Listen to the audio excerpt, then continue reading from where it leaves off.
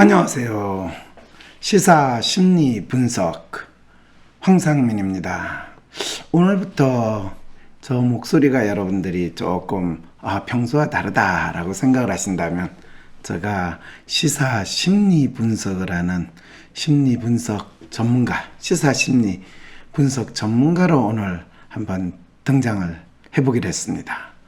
자, 그럼 어떤 시사 심리 분석을 할 거냐? 우리 AI 아가씨 아직도 벅벅대긴 하지만은 저 멀리 경기도에서 살고 있는 AI 아가씨를 불러오도록 하겠습니다. 자, 그러면 어떤 시사 심리 우리 분석해야 되는지 알려주세요. 안녕하세요, 박사님. 요즘 민주당 진영은 문파와 지파로 나누어져 있습니다. 저는 문파예요. 이낙연 대표가 대선 후보로 나오길 바랬지만 지난주 MBC에서 김건희와 이명수 기자와의 통화 녹취가 방송에 나간 후로는 이낙연에게 향했던 마음을 차라리 성렬 건희에게 주는 게 나을 것 같다며 돌아선 문파들이 많았습니다. 저는 김건희 씨에 대해 의문점들이 남아있기에 아직 갈등 중이에요. 황 박사님께서 김건희 씨의 심리 분석을 해주시면 그녀에 대해 더 잘 알 수 있을 것 같습니다. 지난 일요일 민주당 진영에서는 윤석열은 끝났다는 분위기에 저도 호기심을 잔뜩 가지고 MBC 스트레이트 방송을 지켜보았습니다. 우선 김선희 씨의 격이 없어도 너무 없는 말투가 의외였어요. 허위 경력 의혹 대국민 사과를 하기 위해 카메라 앞에 서서 보였던 때와는 너무 달랐거든요. 서울의 소리는 김건희 씨가 접대부 줄리였다고 주장해오고 또 윤 후보에게 정치적 영향력을 발휘하고 있다는 것을 강조하며 윤 후보를 공격해왔잖아요. 그런데 그런 미디어 채널의 소속 기자와 얼마나 얘기를 나눠봤다고 어느새 누나 동생이라 부르면서 이야기를 나눌 수 있는지, 그리고 그 기자에게 윤 후보의 캠프로 와줬으면 좋겠다고 말하는 것이 정말 이해가 되지 않았어요. 정말 서울의 소리 백은총 대표의 주장처럼 김건희 씨가 정보를 빼내기 위해 이명수 기자를 꼬드긴 것이었을까요? 기자도 바로 오빠 동생 할 수 있는 그녀는 워낙 좋은 부침성을 타고난 건지 아니면 진짜 정치적 판단에 따른 언행을 보이고 있는 것인지, 이런 김건희 씨의 심리는 뭔가요? 접대부 줄리설과 유부남 동거설에 대해서 김건희 씨는 워낙 단호한 모습을 보이기에 정말 그녀의 말을 믿어야 할 것만 같았어요. 역시 격은 없어 보였지만. 나이트 클럽도 가기 싫어하는 성격이에요. 난 그런 데를 되게 싫어. 시끄럽고 그런 데를 싫어하거든. 나는 그런 시간에 내가 되게 영적인 사람이라 그런 시간에 난 차라리 책을 읽고 차라리 도사들하고 같이 얘기하면서 삶은 무엇인가 이런 얘기를 하는 걸 좋아하지.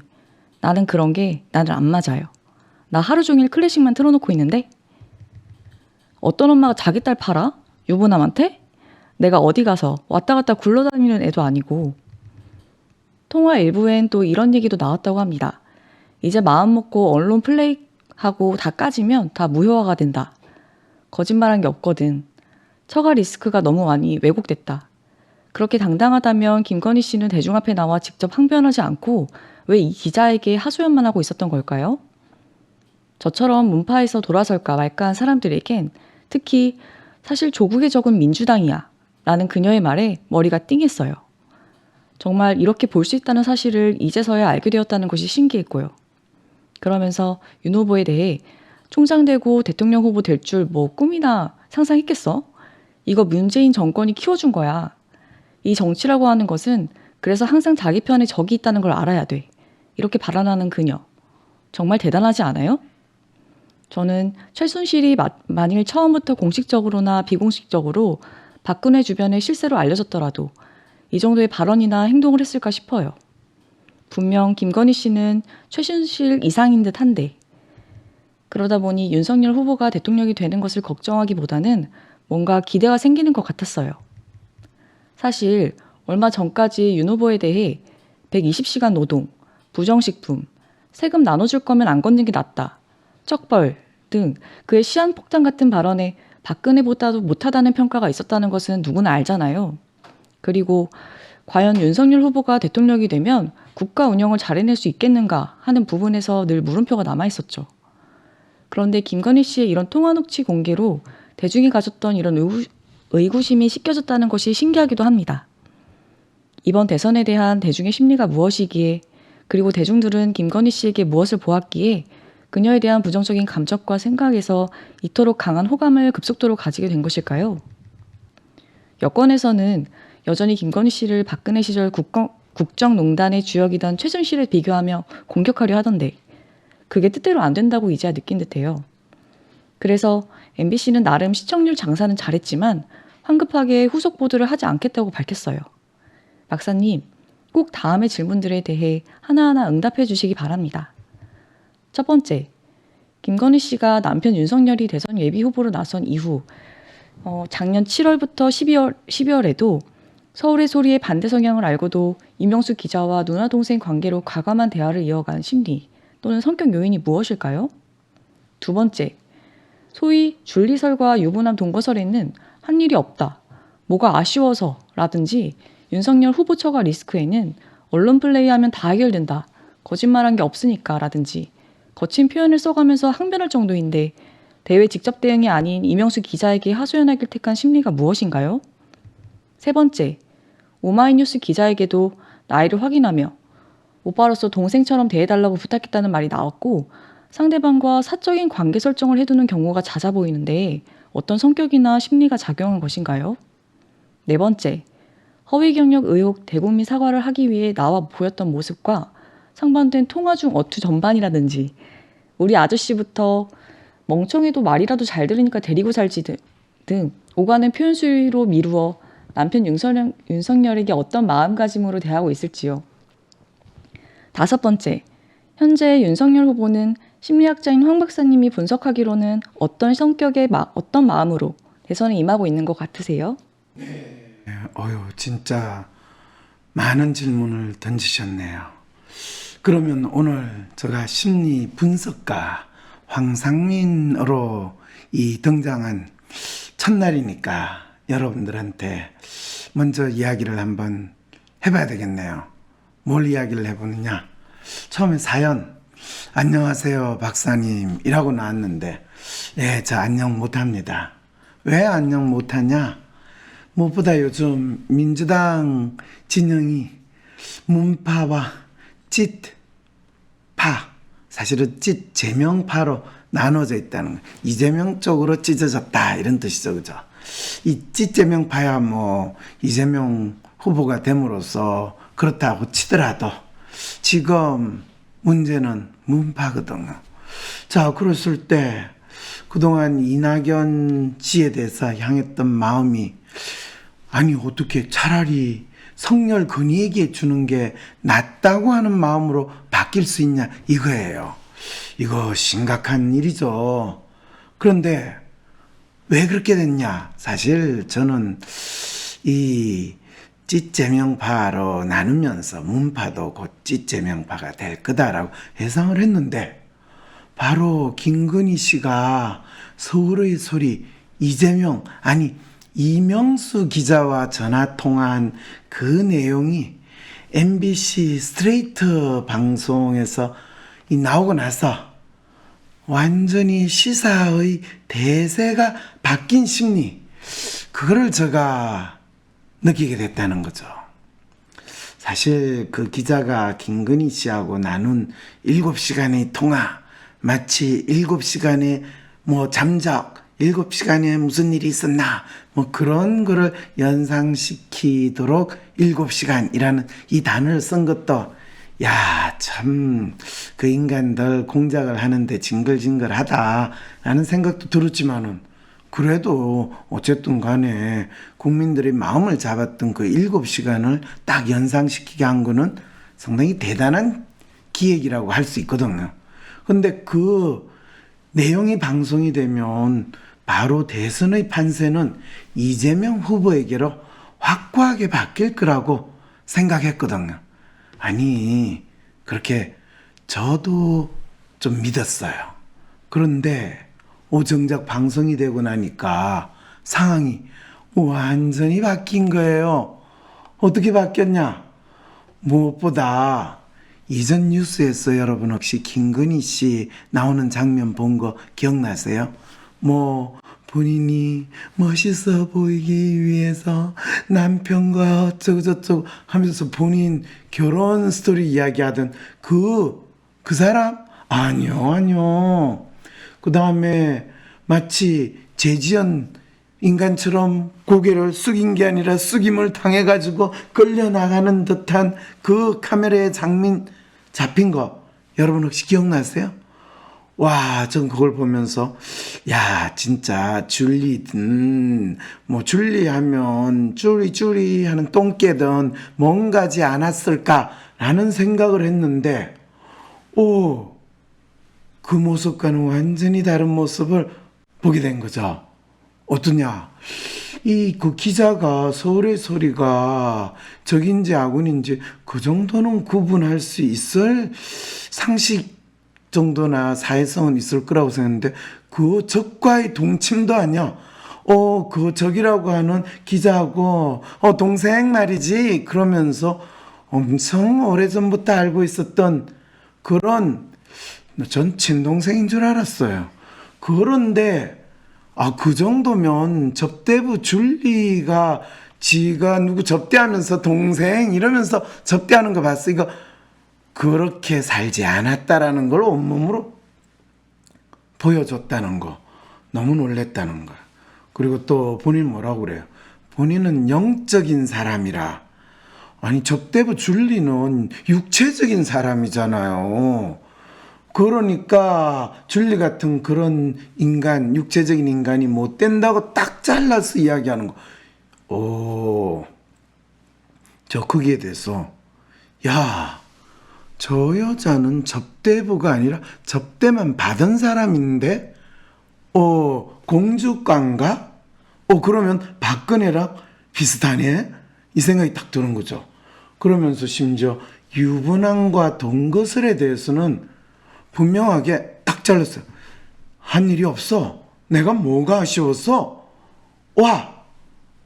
이야, 만일 이게 그 짓을 이야기한 거라면 진짜 얼굴이 두껍고 이 진짜 뻔뻔하다고 이야기를 하는데 얼굴 두꺼운 거는 윤석열이 두껍다고 홍준표 씨가 이야기했지 김건희 씨가 두껍다고 안 했죠, 그죠? 홍준표 씨는 김건희 씨에 대해서 여장부 같아, 대단하다라고 이야기한 거로 봐서 접대부 일리는 없는 거는 분명한 것 같아요. 그리고 유부남 동거, 그러게요. 뭐 윤석열 씨하고 결혼하고 나서 유부남하고 동거를 하지는 않았을 테니까 그걸 보면 처녀가 유부남하고 동거를 한 건 분명히 돈 때문에 동거를 할 텐데 그걸 너무 잘 아니까 엄마가 돈 많이 있는데 뭐가 아쉬워서 이렇게 이야기한 거는 이 처녀와 유부남의 동거의 에센스를 이미 알고 있기 때문에 자기는 그럴 리가 없다라는 거에 대해 분명하게 지적을 한 거죠. 그런데 엄마가 돈이 많은데 그러면 돈이 많은 사람이 또 이런 경우에 유부남하고 동거를 하는데 그게 한 가지 조건이 있어요. 그 유부남이 권력이 짱짱한 사람이라면 돈은 필요 없고 권력을 얻기 위해서라도 할 수는 있는데 그거에 대해서는 더 이상 이야기를 하지 않고 그냥 돈 때문이다 라고 다 믿게 한 듯 이 화술은 진짜 대단한 것 같아요. 그 유부남이 누군지 제가 모르니까 유부남이 여러분 누군지 궁금하시면 돈이 많은 사람인지 권력이 있는 사람인지 요걸로 가지고 또 생각을 해볼 수는 있겠죠. 뭐 그까지 뭐 너무 복잡하게 들어가잖아요. 그래 되면 자 그러면 본인이 한 이야기 나이트클럽도 가기 싫어하는 성격이다. 나이트클럽도 가기 싫어하는데 무슨 템프로 같은데 가겠냐. 그리고 그거는 어떤 분이 손혜원 씨인가 그랬잖아요. 이 사람 이 다 성형수술하고 고쳤다. 여러분 여러분 템프로 혹시 가보셨나요? 제가 가봤는지 안 가봤는지 모르겠지만 강남에 보통 웬만한 술집은 템프로라고 이야기하잖아요. 거기 가면 저 미스코리아 저리 가라고 그러고 사실은 되게 템프로를 거친 사람이 미스코리아가 되거나 탤런트다 뭐 이런 소문이 돈다는 거로 봤을 때 김건희 씨가 뭐 젊었을 때 뭐 템프로나 그 정도 나갈 정도로 미모 지금은 좀 고쳐가지고 웬만큼 봐줄만 하다는 이야기를 많은 분들이 하시던데 그 정도 아니라는 건 그건 알겠죠, 그죠? 그런데 뭐 줄리다 템포로다 이야기하는 건 지금 미모를 보고 조금 얼굴이 조금 그래도 생겼으니까 그거 가지고 상상력을 발휘하는 것 같이 생각이 들었는데 그런데 이분이 딱 그럼 뭐라고 그래요? 난 그런 데를 되게 싫어. 시끄럽고 그런 데를 싫어하거든. 그런 시간에 내가 되게 영적인 사람이라 차라리 책 읽고. 김건희 씨는 무슨 책을 읽을까요? 사주, 명리학 뭐 이런 책을 읽을까요? 아니면 마음을 읽고 싶은 당신에게 뭐 이런 책을 읽을까요?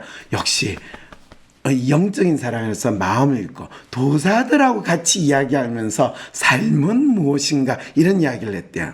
이분 영적이라는 것 자체가 뭔지에 대해서 잘 모른다는 것을 이야기했는데 이제 이분은 제가 마음을 읽고 싶은 당신에게 이런 책을 읽습니다라는 게 이제 곧 나오라는 걸 여러분들이 생각하시면 되겠네. 그래서 그 뭐 나이트클럽 가든지 또는 술집 가는 건 자기하고 안 맞대요. 그렇잖아요. 술집 나가는 아가씨가 뭐 때문에 나가 돈 벌러 나가는데 우리 엄마 부자인데 내가 뭐 그리고 본인이 사실은 경기대를 졸업을 했다든가 뭐 어쨌다든가 하는데 그 다음에 이분이 숙명여대 그 다음에 국민대에서 뭐 석사도 받고 국민대에서 박사도 받고 그 유지라고 해가 유명해진 그 박사 있잖아. 그것도 받느라고 되게 바빴다는데 무슨 나이트클럽도 갈 시간이 있겠어요. 그래 놓고 어떤 엄마가 자기 딸 팔아. 유부남한테? 내가 어디 가서 왔다 갔다 굴러다니는 애도 아니고.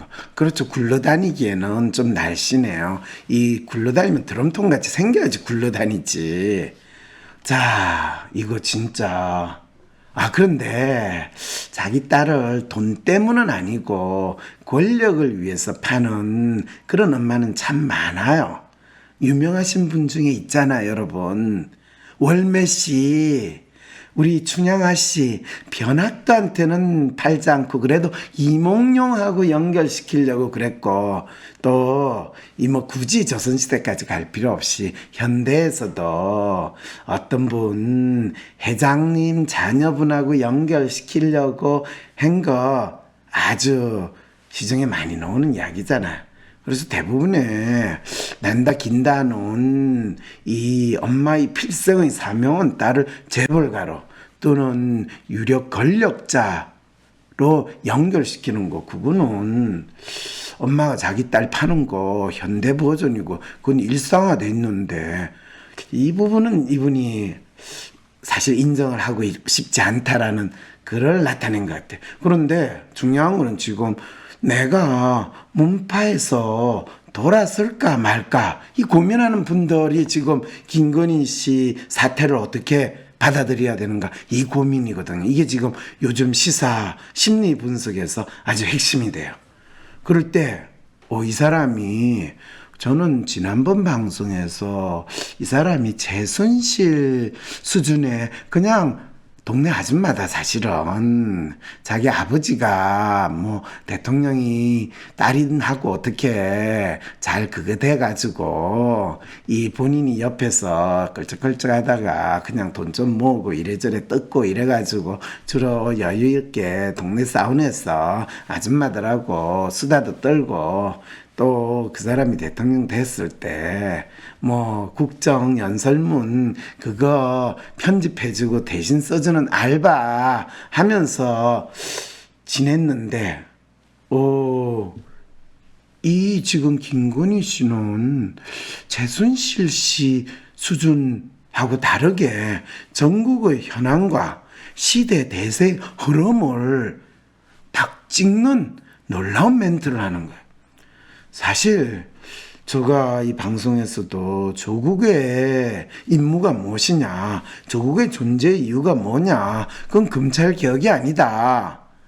조국은 민주당 후보로 나오는 그래서 정권을 연장하는 수준이 아니라 정권을 살리는 게 있을지도 모른다라는 언급을 했는데 이분은 그 소리가 참 뭘 정치를 모르는 저 서생에 불과한 황 박사가 한 소리라는 걸 한 큐로 이야기를 했어요. 뭐냐? 조국의 적은 민주당은 조국의 발판이 아니라는 거죠. 이게 저한테도 충격적이었는데, 야, 그러면서 특히 윤 후보에 대해서, 아니, 우리 그 남편이 총장 되고 대통령 후보 될 줄이나 뭐 꿈이나 상상했겠어. 저는 윤석열 씨가 그 안기부 그 조사하는 것 때문에 이 검찰에서 이 징계 먹고 그럴 때 사표 안 내고 굴욕을 무릅쓰고 대전으로 갈 때, 이 사람 검찰에서 끝까지 개길 만큼 개긴 다음에 시대의 변화를 기대하는구나. 이 사람 뭔가 변화를 볼 줄 아네? 왜냐하면 되게 징계 먹으면 대부분 검사들은 그냥 쪽팔린다 생각하고 사표 내고 그냥 나아가 변호사 개업하든가 아니면 정치권으로 탁 공천받아가 국회의원으로 나가는 게 기본인데 그걸 안 하는 거예요. 이야.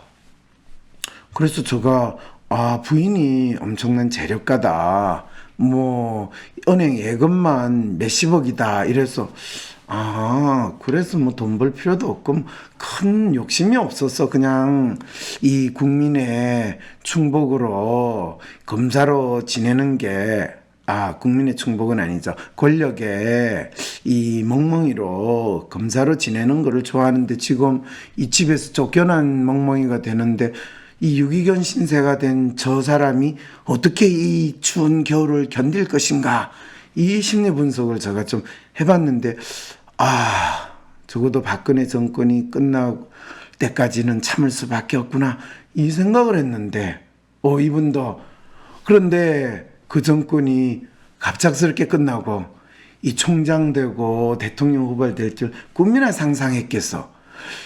야, 그러면서 이거 문재인 정권이 키워준 거야. 근데 문재인 정권은 기적을 만들었잖아요. 본인 정권에서 키워준 그 검찰총장과 심지어는 그 사람이 나와가지고 이 야당 후보로 될 수 있는 거 이거 보통 정권에서는 할 수 없어요. 이거는 정상적인 정권이 아니라 회담이 아니라 비정상 정권에서나 일어날 수 있는 거예요. 그런데 이런 정권을 우리는 촛불혁명으로 만든 정권이니까 그럼 결국 무슨 말이에요? 촛불혁명이 비정상이라는 이야기밖에 안 되잖아요. 이런 황당한 상황을 만들었는데 저는 남편에 대해서 이 정권의 정체에 대해서 이렇게 냉철하게 판단할 수 있는 여자라면 이 사람은 박근혜보다는 훨씬 똑똑하겠다. 차라리 국민의힘이 웬만하면 윤석열 씨가 아니라 그냥 일단 박근혜 씨가 이미 출소했으니까 김건희 씨하고 같이 만나가지고 서로 한번 여자로서 이 땅에서 태어난 여자로서 그리고 대통령을 이 아버지로 둔 여자가 겪어야 했던 삶의 아픔과 또 대통령 후보를 남편으로 둔 이 여자로서 겪어야 하는 삶의 아픔을 그러면서 또다시 남편을 이 죽음의 꼴짜기로 가는 것인가 아니면 영광의 자리로 보낼 것인가 하는 그 고민을 하는 같은 여자 입장. 어차피 두 사람 결혼했는지 안 했는지 참 애매한 경험했지만 분명한 공통점은 이 저출산 시대에 아이를 낳지 않았다라는 부분에서 훨씬 더 뚜렷한 공통점도 있잖아요. 이제 이런 측면에서 그런데 이분이 또 박근혜 씨를 만날 것인가 만나지 못할 것인가에 대한 이야기까지도 벌써 이미 했어요. 이 정치라는 것은 그래, 항상 자기 편에 적이 있다는 걸 알아야 돼. 이게 뭔 말이에요? 조국의 적이 민주당이 아니라 지금 국민의 힘 안에 있는 윤핵관이라고 그러던 또는 홍준표 같은 분이든 다 사실 편이 아니라 적이야. 이준석 대표조차도 적일 수 있어 라는 걸 벌써 꿰뚫어 보고 이야기를 했다는 거야. 와, 대단해요. 대단해요. 그리고요, 이 기자하고 인터뷰할 때는 아직 윤석열 씨가 이 야당 후보로 완전히 선출되기 전이었어요, 여러분. 야당 후보로 선출되기 전에 이제 국민의힘 당에 입당할까 말까 할 때부터 이 이야기를 했는데 벌써 김건희 씨는 윤석열 씨가 이미 국민의힘 후보로 선출된 걸 기정사실로 생각하는 마음에서 이야기를 했다는 거. 그때 아마 김건희 씨 이야기를 제가 인터뷰를 하면서 이 여자 제정신인가 라고 저도 생각할지 그 정도 상황이라는 거 여러분 이해가 되세요? 그런데 그 방송이 나고 나서 저는 민주당 분들이 지금 제정신이 아니라는 거를 바로 느꼈어요. 왜 그러냐? 김건희 씨를 최순실 박근혜 정부의 최순실에 가깝다 이렇게 이야기를 하는 거예요. 아니 지금 뭔 소리예요? 이 최순실 이상이지. 이 김건희 씨는 윤석열 정권의 최순실이라고 공격을 해봤자 그거는 전혀 영양가가 없는 공격이에요. 이거는 민주당이 이미 스트레이트 방송 나오고 나서 민심이 확 달라지는 거를 보고 아이고 이 선거 우리 졌다 라는 마음이 표현된 표현이 여러분 화면 보세요. 정권 교체 아토믹 금이 진짜 원더우먼 수준의 야, 저 원더우먼하고 김건희 씨 얼굴 합성을 했는데 전혀 저는 원판하고 차이를 못 들 정도의 미모가 저렇게도 되네요. 저 사진 좀 슈퍼맨하고 합성시켜가지고 좀 황심소에 보내주세요. 여러분 이런 상상 혹시 해보셨어요? 만일 지난 정권 박정권에서 최순실 씨가 처음부터 문고리 3인방 이라고 박근혜 정권 이 후보 때부터 문고리 3인방 이야기 나왔고 청와대에 들어가서도 문고리 3인방 그 3인방에 속하는 어떤 젊은 XX가 황 박사 죽이고 말겠다, 황 교수 죽이고 말겠다라는 소리를 저 친구한테 했다고 제가 들었기 때문에 제가 더욱더 그 문고리 3인방의 이 인간성과 특성에 대해서 제가 참 마음이 그런데 만일 그 문고리 3인방을 자지우지하는 어차피 그 역할을 최순실 씨가 했잖아요. 그걸 아예 공식적으로 뭐 제2민정실 담당 비서관으로 임명을 했으면 실제로 우리가 박근혜 탄핵할 빌미를 찾을 수 있었을까요? 못 찾아요. 못 찾아요. 박근혜 탄핵의 빌미는 최순실 씨가 비공식 비선 라인으로 영향력을 행사했다. 그거를 핑계로 잡아가지고 사실 박근혜 대통령에서 쫓아냈잖아요. 그러니까 지금도 이 철딱 선의가 없는 어떤 분은 이 박근혜 대통령이 이런 한 푼이라도 받았냐? 원래 높은 자리에 있는 분들은 돈을 지가 직접 안 받아요. 다 밑에 애들을 시키지. 그래 놓고 그렇구나. 돈가방 안기부 그 돈가방은 청와대에 갖다 줬는 걸 봐서 그런 돈 받았잖아요. 아이고 그런데 최순실 씨가 청와대 부속실에 정식 직책을 가지고 움직였으면 아무 문제가 없을 텐데 왜 안 했을까요? 네, 그냥 최순실 씨는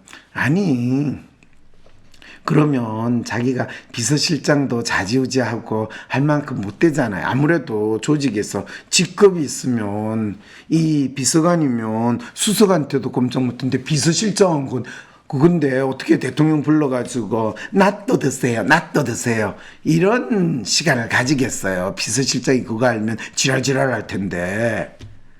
그러니까 그걸 안 가진 거, 그 개도 알고 소도 알고 다 알면서 마치 모릅니다, 몰랐습니다 이런 인간들이 지금 이 나라에서 정치하고 법하는 사람이라는 거를, 아니 자기들도 알면서 윤석열의 최순실이다라고 이야기하는 그 사람들 되게 웃기지 않아요? 그런데 제가 지난주 방송에 하면서 사실은 김건희 씨 그 방송이 저는 그거 되면 참 이 여자가 그냥 시정 그냥 우리 골목에서나 보거나 동네 카페에서 보는 그 아줌마 수준에서 조금 더 벗어나지 않을 거라고 생각하고, 기껏해봤자 그냥 남편 권력 이 조금 이용해가지고 이 업체 저 업체 다니면서 삥 뜯으면서 비즈니스 하는 그 정도 아줌마라고 저 생각해서 그냥 최순실 정도다. 특히 사우나에서 떠들어대면서 노는 아줌마들, 그 호텔 사우나 그나 호텔 사우나 아니고 동네 저 압구정동 청담동 가면 그 사우나 있거든요. 거기 저는 안 가봤어요. 왜냐면 그 아줌마 전용이라서. 근데 거기 가면 아줌마들 이야기를 한대요. 그래서 그냥 기껏해봤자 고위공직자 부인 아줌마들 폼 잡는 수준의 이야기를 할 거다고 그랬는데, 김건희 씨 정치 분석 또 본인에 대한 이야기를 하는 걸 보고 저는 윤석열 씨가 대통령이 되면 이 어떻게 될까 생각을 했는데 걱정을 들었어요. 어차피 윤석열 씨야 그냥 폼만 잡고 이야기할 거거든요. 그거는 윤석열 씨 심리 분석, 이 방송 뒷부분 마지막 질문에 윤석열 씨 지금 대선 후보로 나와가지고 왜 꼭 참 무지하고 좀 바본달 같아 이런 게 왜 나옵니까? 어떤 성격이고 어떤 심리입니까? 그거 제가 분석된 내용 설명해 줄 거거든요. 여러분들이 저 WPI 심리 분석에 보면 휴먼 매뉴얼이 비교적 일치하면 상당히 그 사람이 카리스마도 있고 권위도 있고 또 허우대도 멀쩡해. 이런 사람들은 기본적인 특성은 기본적으로 두주불사예요. 술을 마시면 끝이 없어요. 그리고 덩치도 좀 상당히 좋아요. 허우대도 멀쩡해요. 그리고 사람들하고 참 호탕하게 잘 돼요. 근데 아주 꼼꼼한 정책이나 세심한 거 이런 거는 일단 다른 사람들 보면 머리가 나빠서 그런데, 아니 서울대 법대 나왔는데 머리 나쁘다고 가는 건 그거는 우리 아니잖아요. 그러니까 머리 나빠서 그런 건 아니고 단지 공부를 너무 안 했어. 근데 세상 공부라는 게 책 봐가지고 글 많이 쓰고 하는 그거는 저 같은 사람이나 하는 거지. 윤석열 씨 같은 그런 검사 나으리께서 책 봐가지고 해요. 그냥 지 마음대로 저 자식 죽여, 저 자식 잡아, 족쳐 이렇게 하는 게 그 맛에 검사를 하는데, 자 그래서 참 이 나라가 검찰공화국이 되면 참 웃기겠다고 생각하는데, 일단 그거에 대한 걱정이 김건희 씨를 통해가지고 제가 마음 한숨 넣게 됐어요. 왜 그러냐면 대한민국에서 검사보다 더 무서운 게 누군지 아세요, 여러분? 아줌마예요, 아줌마. 근데 아줌마도 시시한 동네 아줌마가 아니라 이 시국의 흐름과 전국의 핵심을 찍을 수 있는 아줌마. 그게 어중간하게 하다가 뒤로 이 기업체들 돈 삥 뜯고, 그것도 체육 인재 양성 운운하면서 돈 뜯다가 크게도 못 뜯고 기껏 100억 200억 합해서 1000억도 못 뜯은 그 정도 수준인데, 김건희 씨는 자기 엄마 부자라니까 돈을 더 뜯기는 하겠어요. 돈이 많은 사람은 더 뜯기도 하긴 하더라만 어쨌든 상관없이 돈 뜯는 거야 대 권력을 잡으면 이래나 저래나 이 방식 저 방법 뜯기는 거는 우리 어떻게 할 수 없잖아요. 그런데 그래도 제대로 뭘 알고 뜯길 때는 억울하지 않거든요. 그리고 제대로 알고 뭘 쓰면 사대한다고 돈 쓰고 또 부순다고 돈 쓰고 하는 이런 짓거리 우리 안 당할 테니까 어떨지 괜찮지 않을까라는 생각이 들었는데 어쨌든 간에 질문 해놓은 거죠. 답변은 해야죠. 자, 김건희 씨가 남편 윤석열이 대선 후보로 나선 이후 기간 작년 7월부터 12월까지 서울의 소리가 이 사실은 여당 이 인터넷 방송 매체라는 걸 알고도 그 서울의 소리 이명수 기자와 누나 동생 관계로 과감한 대화를 이어간 심리 또는 성격 요인이 뭘까요? 이거 진짜 이 질문하시는 분 너무 이 관심이 없으세요. 이 김건희 씨가 그랬잖아요. 본인이 허위 경력 그거 위조한 거 그거 왜 그랬습니까? 그랬더니 저 멋진 사람으로 보이고 싶었어요. 좀 관심을 더 끄고 싶었어요. 저 멋진 자리 대학 교수가 되면 좀 더 번듯한 사람이 될 것 같았어요.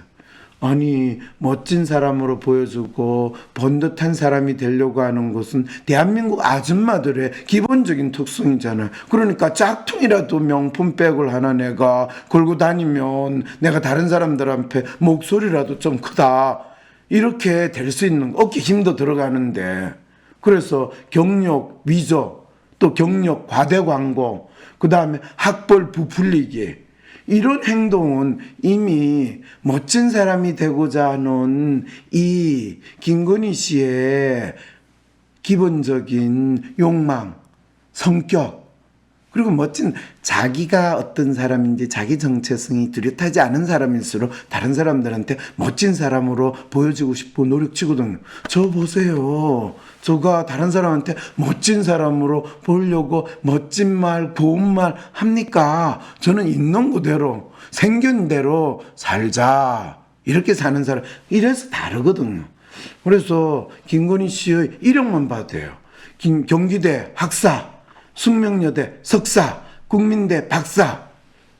이걸로 경기대보다는 숙명여대가 낫고 숙명여대보다 국민대가 낫다라는 논리인데 그거는 박사를 좀 쉽게 받을 수 있는 거, 잘 유지할 수 있는 데가 숙명여대 다음에 뭐 하다못해 이화여대라든지 뭐 홍익대라든지 서강대라든지 연세대라든지 고려대라든지까지 우리 있잖아요. 스카이대 다음에 서성한, 중경외시 그까지도 국민대 안 들어가거든요. 그까지 가려고 했지만 또 박사는 또 시간도 많이 걸리고 쉽게 하느냐 또 이 단계가 올라갈수록 이 조금 까다로웠어. 그래서 서성한도 못하고 중경외시다 아닌 국민대 그건 우리가 번듯하게 보이는데 그렇게 하더라도 그 박사 가지고 또 수원대 강사 아니 김건희 씨 정도면 집도 강남이니까 강남이나 강북에 있는 하다못해 전 강남대 정도까지는 제가 생각하는데 저 먼 수원대 강사 수원대 교수 뭐 이런 경력 이야기를 해서 참 전형적인 출세 지향의 아줌마 코스프레 너무 원단으로 하시는 분이구나. 그렇지만은 수단과 방법을 가리지 않고 좀 더 번듯해지고 멋진 모습이 되고자 하는 것은 대한민국 사회에 살고 있는 보통 사람들의 일반적인 심리인데 누가 이 사람에게 돌을 던지겠냐? 누가 이 사람을 검증을 하겠다는 소리를 하냐? 그럼 우리 모두가 다 빨가벗고 남잔지 여잔지 확인해보자 하는 그 소리밖에 더 되겠냐? 라는 생각이 들었다는 거죠. 그런데 또 이 질문. 아니 소위 진리실사 두부남 동거설에는 한 일이 없다. 뭐가 아쉬워서라든지 윤석열 후보 처가 리스크. 그렇죠. 윤 부장이라고 이야기를 한대요. 윤석열은 부인과 장모 이슈를 해명하라. 이거 진짜 선거에서 뭐가 중요한지를 모르는 아주 구태의연한 이 민주당이든 일반 정치꾼들의 이야기거든요. 그런데 거기에 대해서 언론 플레이하면 다 해결된다. 거짓말 한 게 없으니까. 야, 이게 대한민국 사람들이나 이 언론에 농락당하고 거의 언론에 의해서 왔다 갔다 하기 때문에 대전은요 하는 이런 신화가 만들어질 수 있는 나라라는 거예요. 네. 그래서 이거에 대해서 거친 표현을 써가면서 항변할 정도였던데, 아니 이게 무슨 거친 표현이에요? 사실을 있는 그대로 했는데.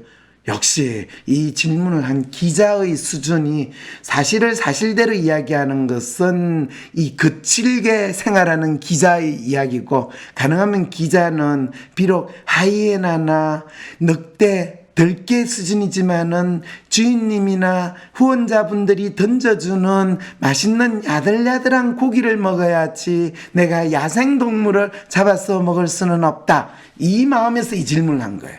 제가 김건희 씨 심리를 분석해야 되는데, 이 질문을 던진 기자의 심리를 분석한 거, 어쨌든 간에 이래서 이명수 기자에게 하소연하길 택할 심리가 무엇인가요? 아니, 이명수 기자한테 하소연을 했다? 글쎄요, 그거보다는 어쩌면 늑대 같은 또는 하이에나 같은 그런 동물성이 있는 기자에게 본인이 자기 자신을 잘 방어하면서, 그리고 자기의 실체가 어떤지 그거를 알 수 없도록 인터뷰를 했다라고 할 수도 있지만은, 어쩌면 그거를 너무 잘 나타내는 인터뷰를 했다, 이렇게도 할 수 있는 거죠. 그러니까 이분은 기본적으로 꾸미고 하는 게 없어요. 있는 그대로 거짓이 없다잖아요. 네.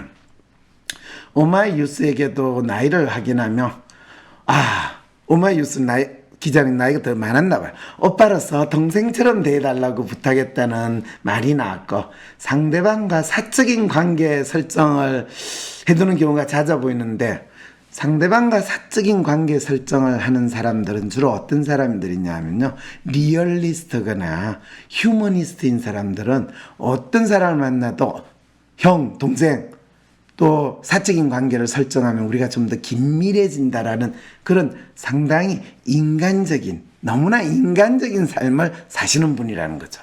이분 참 편안하고 조용한 분위기, 관계 좋아하는 거죠. 인간적이니까, 우리 인간적인 이야기를 하려면 숨어서 속닥하게 이야기하는 거 좋고, 같이 단둘이서만 하는 거 좋아하잖아요. 그런 거를 좋아한다는 거죠. 그래서 상대방과 사적인 관계라고 하는 것이, 이분이 도사를 좋아하는 것도 서로 도사급이라고 딱 보면 아는 사람, 그 정도 수준인데, 이명수 기자가 직접 만나서 인터뷰를 안 하고 전화로 이야기하는 거는 멀리 도사급이기 때문에 텔레파시로 이명수 기자와 전화를 해서 대화를 나눴다, 이렇게 생각할 수도 있겠지만, 이명수 기자가 동생이라고 부르는 거였어. 너는 내하고 급이 안 되거든. 그래서 너가 내하고 차 한잔 하거나 술 한잔 하면서 이야기할 수준은 안 돼. 그래서 급이 달라서 하면 이야기를 했는데, 그래서 사실 이명수 기자가 이 김건희 씨하고 몇 개월 동안 이 김건희의 실체를 내가 폭로하고 말리라 이러면서 이 누나 하면서 꼬드겨 가면서 이 모두 합해봤더니 7시간이었다. 뭐 이러면서 7시간 23분이라도 23분 떼고 7시간 딱 했을 때 그 7시간 너는 무엇을 하고 있었나? 김건희는 7시간의 통화에 못던 이야기를, 뭐 이런 식의 연상을 할 수 있는 거의 심리 조작이나 대중 조작의 그 기획 속에서 나왔는데, 그런데 놀랍게도 그것이 성공하리라고 딱 생각을 하고 MBC, 그것도 JTBC도 아니야, MBC에서 터뜨렸어요. 그러면 이건 완전히 타블로인가요? 타블렛 PC? 아니면 아이패드였나? 그게? 예, 갤럭시 태블릿이었대요. 네, 그거 급시되는데 역시 수준이 안 맞았어요. 이 이명수는 살수 수준의 도사로서 인터뷰를 했는데, 이 김건희 씨는 그 도사, 살수 수준의 도사에서 도도사였어요. 그래서 살수의 뒤통수를 치는 그 필살기를 보여줬다라는 거. 이거는 여러분 놀랍지 않으세요? 저 놀라워요. 그런데 마지막 질문 참 재밌거든요. 왜냐하면 얼마 전까지 윤 후보에 대해서 120시간 노동, 부정식품, 세금 나눠줄 거면 안 걷는 게 낫다. 참 맞죠. 괜히 그다가지고 나눠주는 그 헛짓을 이 공무원들한테 시키는 거. 역시 이분도 공무원 생활을 오래 해봤어 보니까 공무원들이 하는 짓이 다 헛짓이다라는 것까지 아니까 이런 소리를 했는데, 그거를 시한폭탄 같은 발언, 또 박근혜보다 못하다고 했는데, 그럴 때 사실 저도 조금 그런 생각이 들었어요. 아니, 이 사람이 이 대통령 되면 국가 운영 제대로 잘 하겠냐? 근데 사실 많은 국민들이 착각하고 있는 게, 대통령은 국정 전반에 대해서 해안이 있고 그걸 잘 파악하기 때문에 대통령이 딱 한마디 하면 그것은 누구도 알지 못하는 그 문제에 대해서 전곡을 찔러가지고 그 문제가 해결될 거다라고 믿었는데, 우리 이미 지난 어떻게 보면 직선제를 한 이후로 대통령 중에서 가장 성과가 좋았다는 대통령은, 경제는 자네가 대통령이야, 국방은 자네가 대통령이야, 이러면서 똑똑한 사람한테, 일 잘하는 사람한테 맡기지, 그냥 지가 바보 노릇을 누구보다도 잘할 때 최고의 성과가 나왔다는 것을 우리가 지난 3, 40년 동안 너무나 봤고, 물론 이 건강은 빌릴 수 없고 머리는 빌릴 수 있습니다 이러면서 조깅만 하다가 국가 부도 사태를 맞게 하신 분도 있긴 하지만, 그래서 대통령이 똑똑하냐 멍청하냐는 별로 중요하지 않다라는 것을 우리는 뼈저리게 경험을 했잖아요. 그런데 윤석열 씨가 좀 멍청한 것 같고 뭘 잘 모르는 것 같은데 이거 어떻게 해야 되냐. 그리고 근데 그거는 제가 윤석열 씨 성격을 분석을 해보니까 별로 이상하지가 않아요. 그리고 이제 허위 경력 의혹 대국민 사과를 하기 위해서 나왔던 모습하고 이번 통화에서 보인 모습이 너무 상반이고, 그 다음에 김건희 씨가 윤석열 씨에 대해서 우리 아저씨 멍청해도 말이라도 잘 듣니까 데리고 살지 하는 이야기하는 거 그렇잖아요. 여러분, 김건희 씨하고 윤석열 씨 나이 차이가 몇 살인지 아세요? 10살이 넘어요. 보통 우리 그러잖아요. 아무리 지가 잘난 남자라도 10살, 그렇죠. 그때 이 대한민국 최고의 또 다른 이 잘난 사람, 백 대표. 그 백 대표하고 결혼한 그 연예인 있잖아요. 무슨, 내 이름도 전 기억을 못하지만 그 연예인 나이 차이 10살 넘어요. 그랬을 때 뭐라고 그럴까요? 그 연예인이 결혼하면서 우리 아저씨 라고 그랬지. 오빠 그랬으면 아마 팬들이 전현이 진짜 돈에 팔려가지 라고 하면서 난리 났을 거거든요. 그러니까 사람의 심리에 대해서 에센스를 너무 잘 아는 거예요. 그러니까 우리 아저씨라고 당연히 빌죠. 그리고 여러분 있잖아요. 나를 지켜주는 아저씨 최고의 드라마. 지금 그 아저씨가 근이야, 내가 너를 지켜주마. 와. 그러니까 총각이었으면 당연히 결혼을 하고 얼마나 괜찮은 아저씨. 이거 완전히 우리 아저씨는 사실 윤석열 씨 무슨 매력이 있어요. 술만 잘 먹는 것밖에 잘하는 거 없는 것 같은데, 그런데 갑자기 그 우리 아저씨 하면서 나를 지켜주는 아저씨로 만드는 이 놀라운 합법. 아니, 지 남편이 서울법대 나와서 똑똑하다고 이야기하면 그 이야기하는 인간 얼마나 꼴같게 쳤어요. 그런데 멍청하니까 데리고 살고 말 잘하니까 데리고 살지.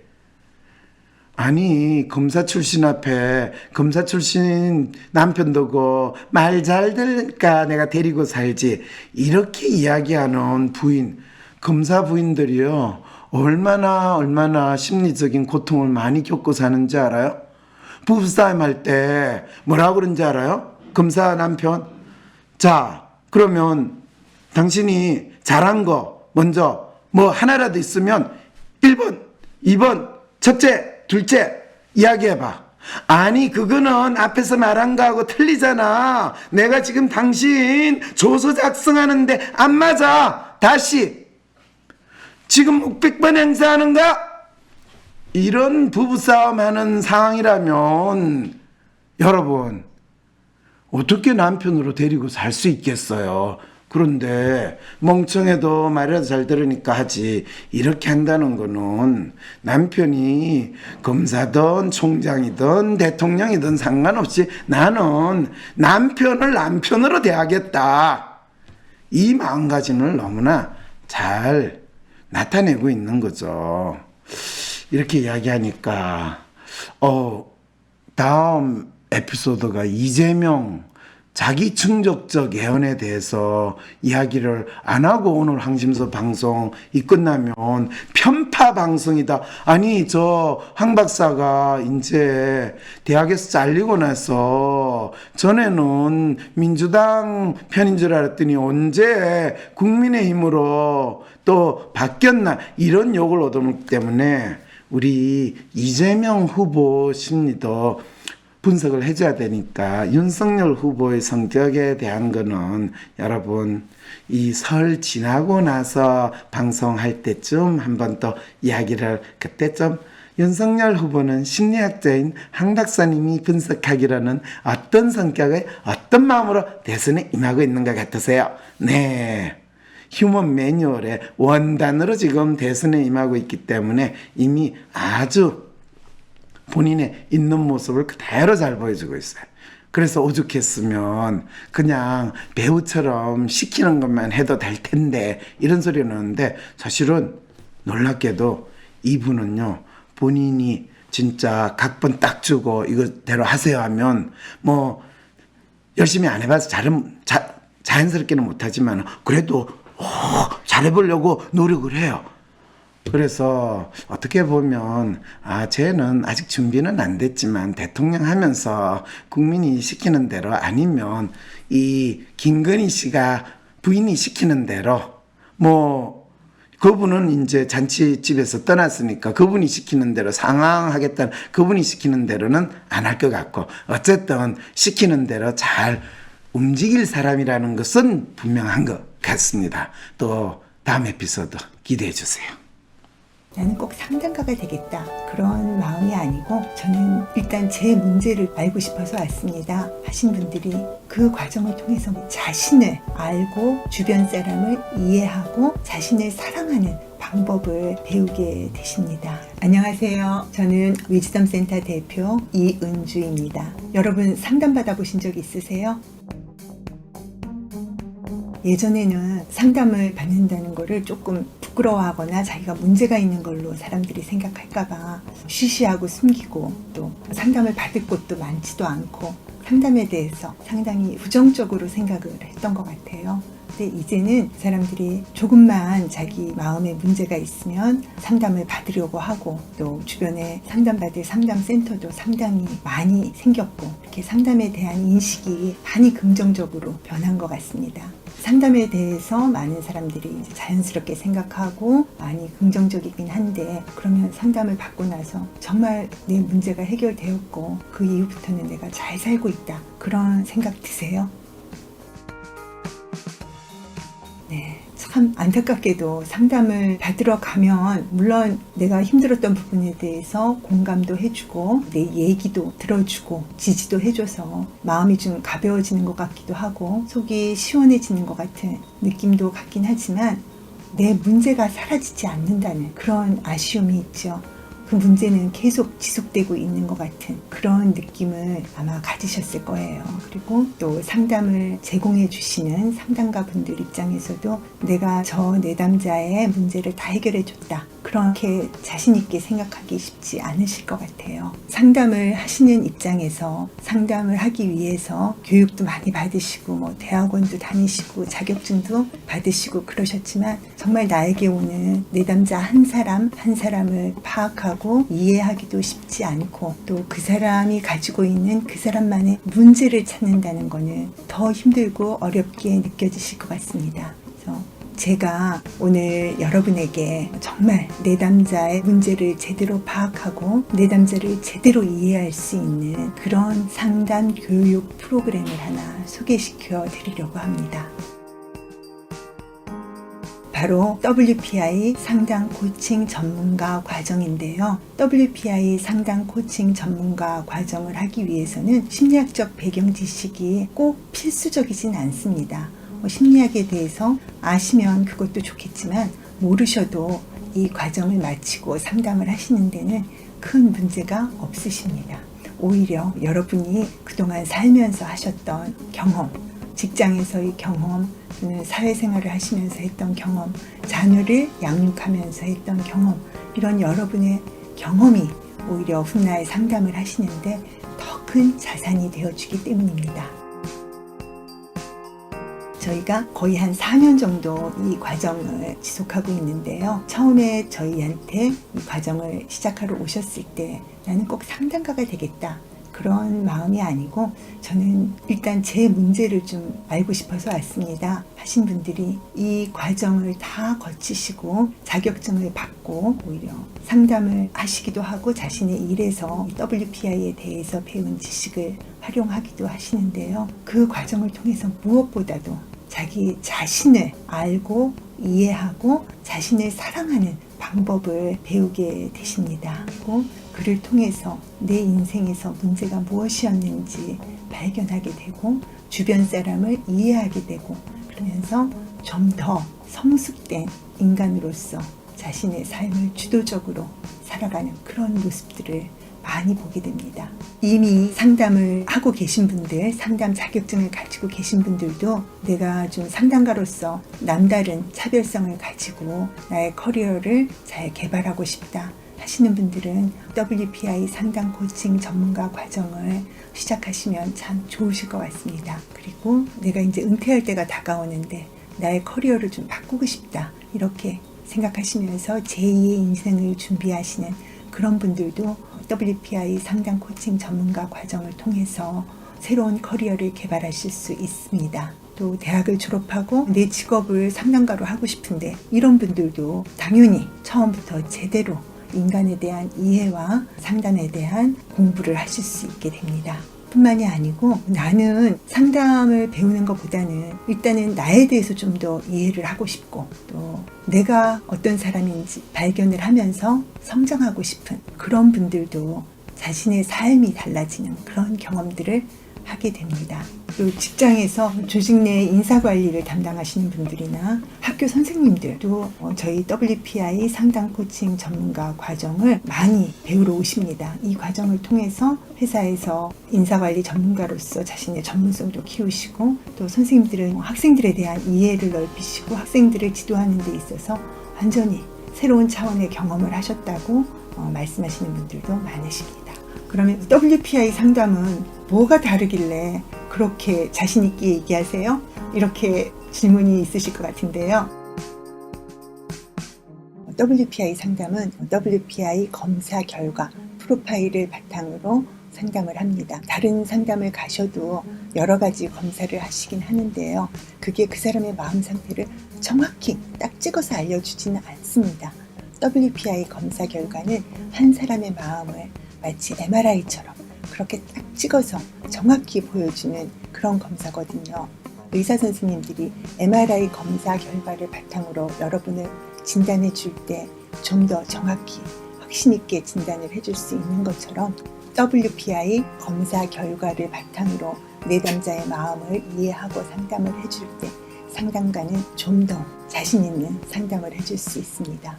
그리고 내담자도 그런 검사 결과를 바탕으로 상담을 받고 자신의 마음을 알고 가기 때문에 정말 만족한 상담 결과를 얻을 수 있는 것이지요.